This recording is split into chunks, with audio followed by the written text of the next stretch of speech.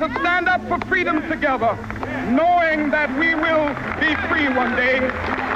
Born on January 15, 1929 in Atlanta, Georgia, Martin Luther King Jr. would grow up to be a fearless leader, a man who could inspire change through his words and encourage others to stand up against racism. He went off script for his now famous "I Have a Dream" speech during the historic March on Washington, that to this day continues to move and motivate many.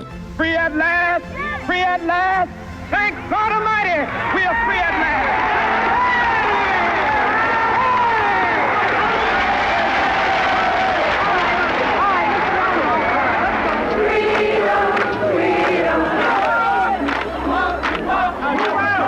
The American Baptist minister and activist encouraged nonviolent demonstrations, but the movement was most often met by violence perpetrated by white people, most notably Southerners. Nevertheless, King's followers stayed true to the nonviolent creed, and the movement began to grow and capture the attention of the nation.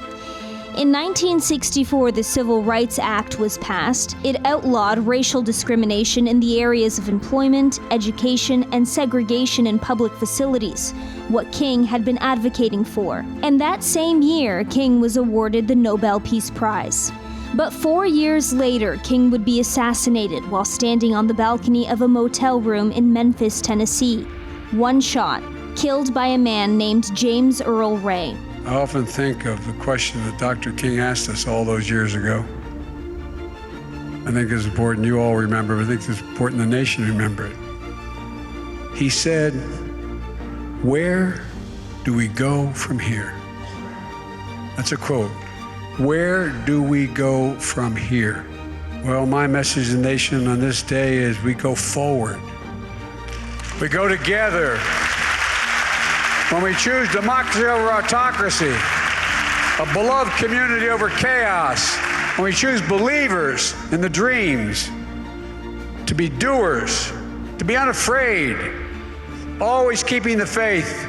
President Joe Biden is now the first sitting president to speak at a Sunday service at Ebenezer Baptist Church in Atlanta, where Martin Luther King Jr. was a co-pastor.